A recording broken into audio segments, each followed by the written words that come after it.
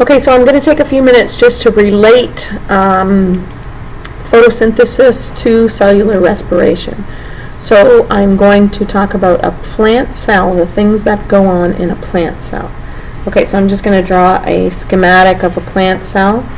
And then I'm going to draw the organelle that you need to understand is the location for photosynthesis. That organelle is called a chloroplast.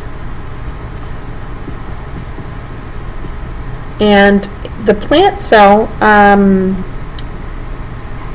this is located inside of a leaf, because what we need to understand is the leaf in the plant is the food factory. So into the leaf comes carbon dioxide, and it gets sent into the chloroplast, because carbon dioxide is one of the components for photosynthesis. Another thing that gets sent into the chloroplast is water, and water is another component of photosynthesis. Then there's a little pigment inside of the chloroplast, and the pigment is called chlorophyll, and chlorophyll is responsible for capturing the light from the sun. Okay, so the sun's light energy comes down and gets captured by chlorophyll. I like to refer to this little guy as Phil. Phil's got a job. He needs to capture the light.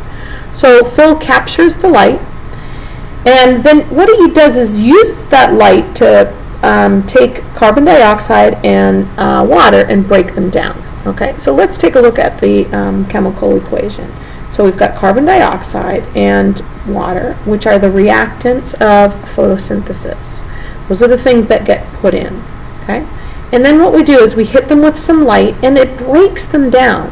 Okay, breaks them into little pieces. So we've got a bunch of carbons and a bunch of hydrogens and a bunch of oxygens hanging around. And Phil, when he broke them down, broke them into these pieces for a reason. He broke them into the pieces so that they could be collected back and made into something new. And that's what a chemical equation does, or a chemical reaction. Takes reactants and changes them into products. And the only way that we can do that is if we break the bonds between the molecules. So we end up with a new substance called glucose, which is C6H12O6. You need to know that. And oxygen. Those are the products of photosynthesis. Now, glucose is very important because it's used in the plant to make energy. That's its food. It makes its own food. And it also makes oxygen. Oxygen is important in the next step, cellular respiration. But it's also important because the plant actually gives off oxygen. So those are two really important molecules. So we need to understand that the plant takes in carbon dioxide and gives out oxygen, which works perfectly for us because we give out carbon dioxide and take in oxygen. Okay, so now we've got this this glucose molecule. And the glucose molecule, I'm just going to draw it as a circle. So the glucose molecule is in here in the chloroplast. That's where it's made. Okay. So let's take this, and this is where it's made. So the cell, the organelle, the chloroplast, sends the glucose out into the cytoplasm. And the glucose molecule actually is it's too big to go through the next step. So what happens in the cytoplasm is the glucose molecule, the one molecule, is broken down into two smaller ones. And it's easier to work with these two smaller ones, and that is done in the cytoplasm. So in the cytoplasm, we break down glucose into two smaller molecules. So glucose has 6 carbons in it. These ones each have 3 carbons in it. And this is an anaerobic reaction, so it's done without oxygen. And then those two molecules get sent into the mitochondria. And in the mitochondria, those two molecules are broken down and energy is created. So those two molecules are used to create energy. And we call the energy ATP, adenosine triphosphate.